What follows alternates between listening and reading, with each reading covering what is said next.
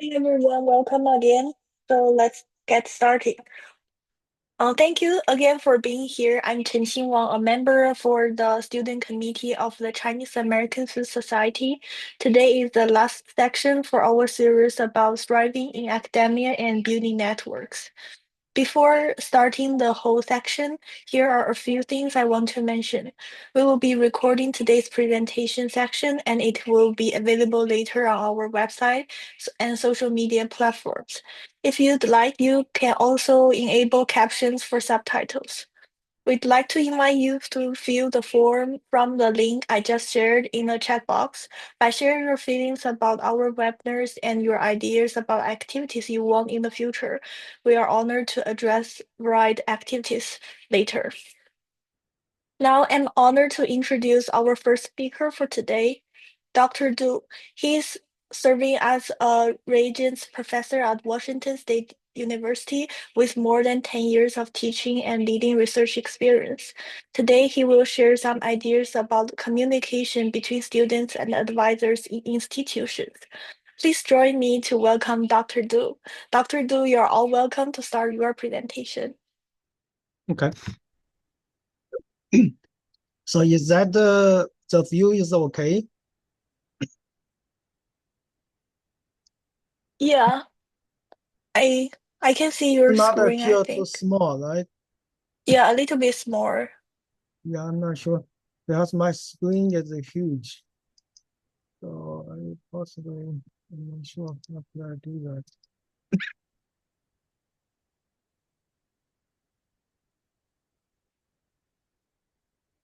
Mm, Yeah, I'm not sure. Think it could be problem. think I think audience can zoom in or zoom out to adjust the size of your slides. So I think all fine. It's fine. Yeah. Okay. So today I'm going to talk about the student and the mentor relationship mainly. The reason is that based on my experience, so I have been in academic. Actually, I originally was a faculty member in China Agricultural University in food science. Then I come to US for degrees, and then I have been in academic basically more than 30 years now. So I do believe I have sufficient experience to discuss the importance of a student and advisor relationship. I think this is the most important relationship determine your success of the whole career. Yeah, so that's I'm emphasizing a good student and advisor relationship is critically important for a graduate student, especially PhD student. MS may be better because there's less interaction, but for PhD students, really critically important. So I will give you an example. Possibly some of you already heard about this guy, the Dr. Zhang Yitang. So he is a very famous. Right now, he's a very famous mathematician, both in China and in US. So he is a professor, full professor in UC Santa Barbara. But before, actually, he has a very harsh career experience. The reason is that he originally got his undergrad and MS in Beijing University, then come to Purdue for PhD. Actually, his PhD was, I think, 7 years or something. And during that time, he published no paper. So main reason is he has a quite bad relationship with his mentor, basically. So his mentor also refused to write the recommendation letter of the get PhD. So he basically have nowhere to go. And that situation maintained about the 8 years. Then he found during his 8 years, actually, he worked as just in McDonald's or some restaurants, some delivery. So he worked all sort of things just to maintain. life. Then in 1919, he started to found a temporary part-time instructor in University of Hampshire. Then he, of course, this is a very smart guy. So maybe the relationship is bad with his mentor, is he way more intelligent or perform way better than his mentor, but still there is a relationship you have to maintain. Even if you are way smarter than your mentor, you still need to respect your mentor. So to keep a good relationship in order for the career to be successful. In this case, he almost failed the whole career because of this. So his career returns is because in 1914, he published a paper based on his research. That paper actually he discovered is a breakthrough discovery in the field of math. So this paper actually led him directly promoted as a full professor in University of New Hampshire, and then he moved to the current institute, UC SB, as a full professor up to now. But he's lucky because he published the breakthrough paper, so he's recognized and right now have lots of awards. Right? He's become one of the leaders. But his career could be just gone because of the poor relationship, despite he is very bright. So the example here I just want to tell you is that it's so important for PhD students. If you did not get mentor in US, you try to find a job, you need to request a recommendation from your mentor. If it cannot be provided, almost dead. Okay? So I just want to emphasize this. So how could you maintain a good relationship with your mentor? One is to be respectful. Even if you outsmart your mentor, you still need to be respectful. And seek advice from your mentor.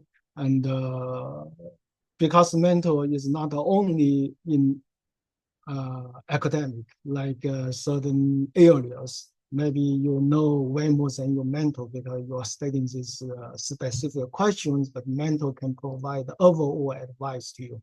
So still, you need to be respectful. That's very important. But sometimes some students just cannot do that. And also need to be actively listening some advice from your mentor and seek feedbacks. Some feedbacks may not be smart or may even be wrong, but you still need to listen and maybe think about it. But if you believe your mentor is incorrect, then you can point out to your mentor. That's all fine, but be respectful. Okay?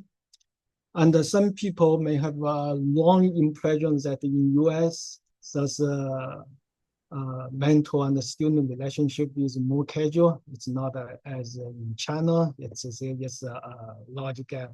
Like mentor is far higher than a student, but here is a more casual relationship. But that casual relationship does not mean you become irrespectful to your mentor. Okay? So I think there is a clear separation here. Okay? And when you have questions, I think it's important for you to discuss with your mentor first. Seek your mentor's advice, even if you know that there is some other ways, but communicate with your mentor more frequently is just very important. Of course, you seek it from your lab mates. One thing very important you should not do is that do not discuss some negative aspects of your advice or even lab with some other personnel.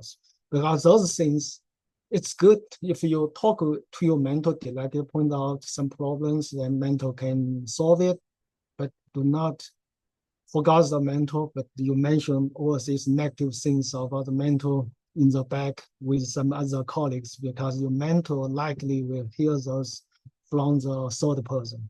So those could worsen your relationship quite rapidly, okay? So I think that's quite important. And another example, this is actually experience. This happened in another lab just last year. So the student actually is from Bangladesh.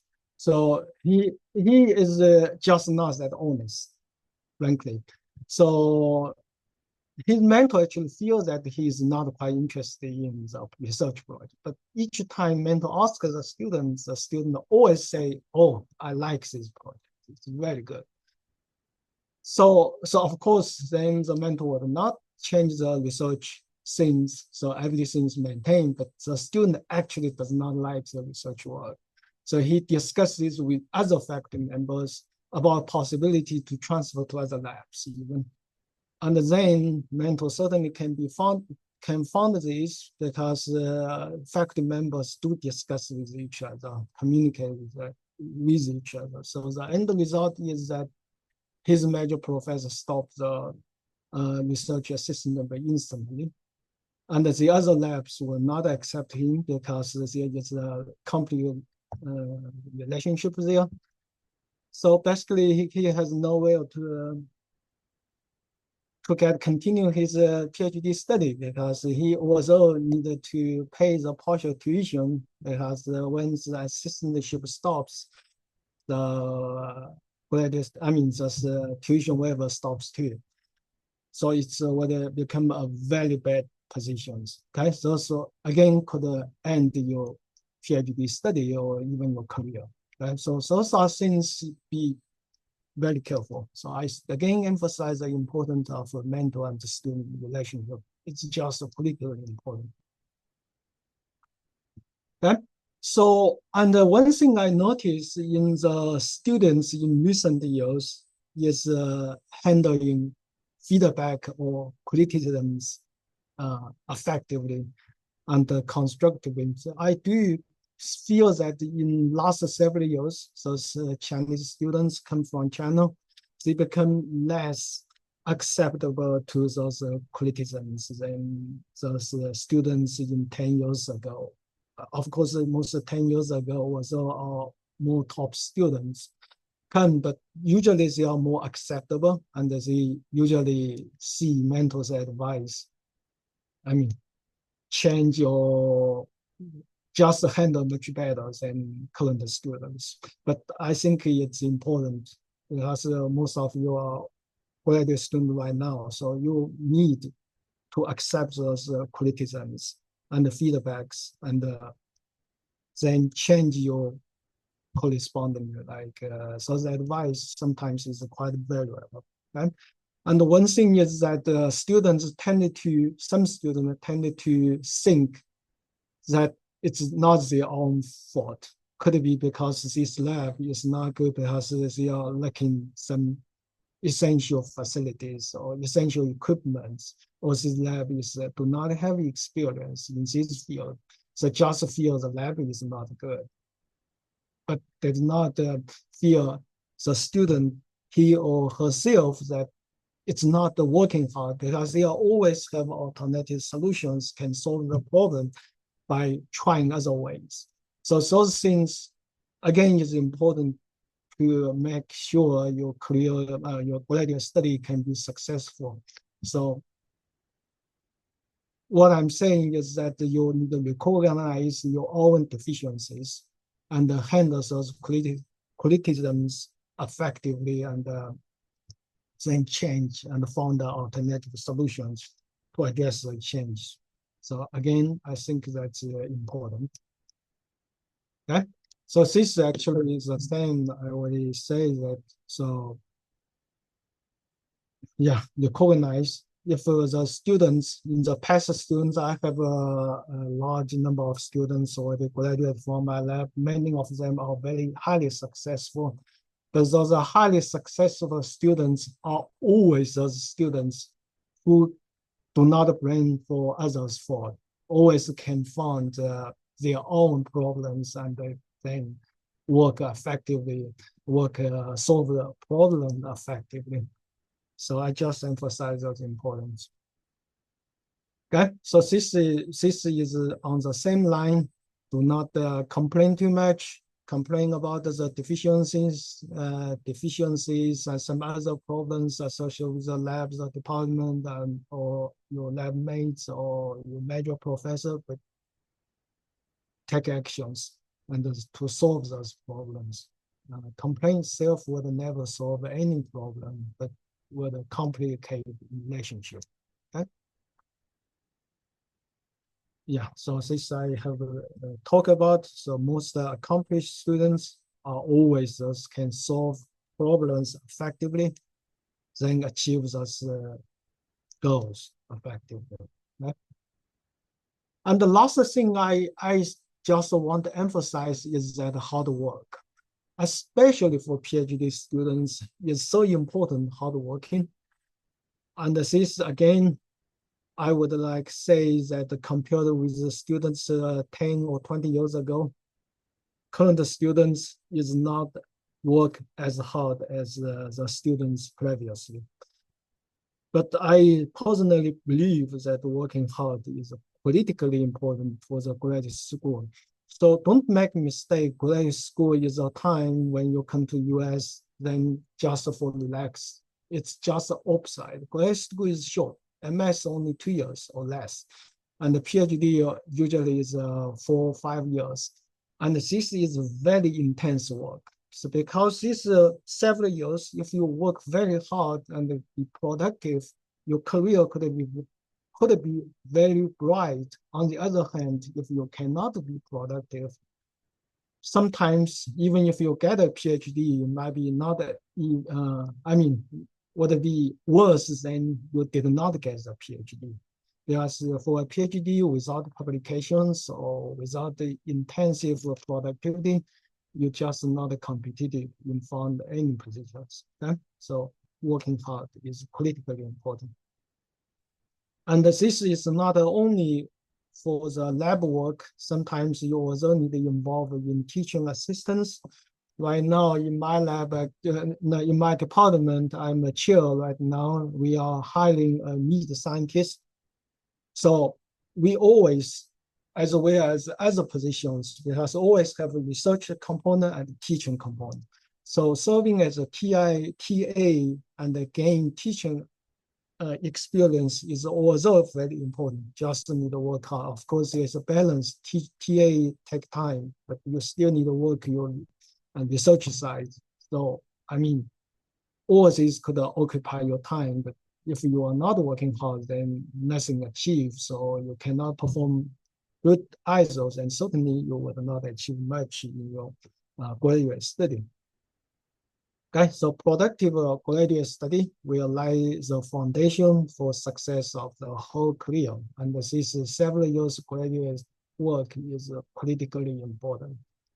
And my recent graduate students, actually 2 of them, they published very good papers and productive. Then the Go Back channel, actually 2 of them directly was become full professor. So they go back as a full professor, and they were also supported by, I think it's, they call it talent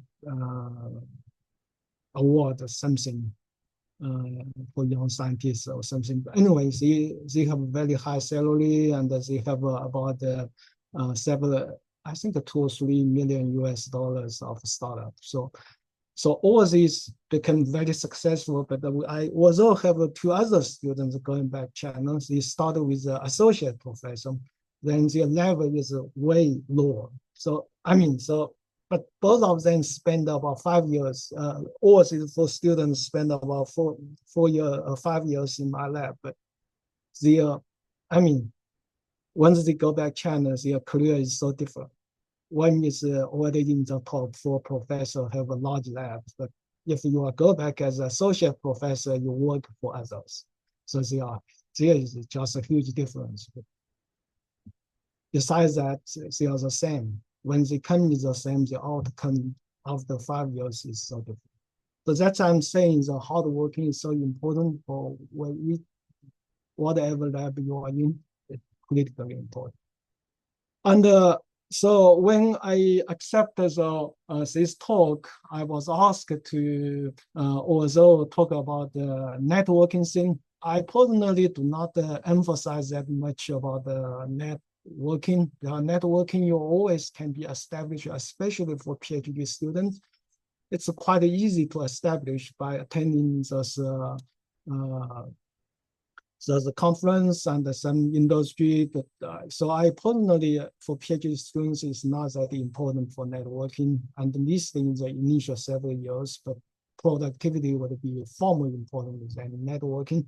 Now you can start networking after become an assistant professor in university in the US or some others, but might be different people might have different views. So, okay. So again, I would say that handle very good mentor and your relationship with your mentor and accept the criticisms effectively and also work hard to be productive. I think that's very important for PhD students because I mainly have a PhD student in my lab, so I have more experience. So I said this is all I'm going to talk about for this presentation. Okay? And I would be glad to have questions we can discuss further.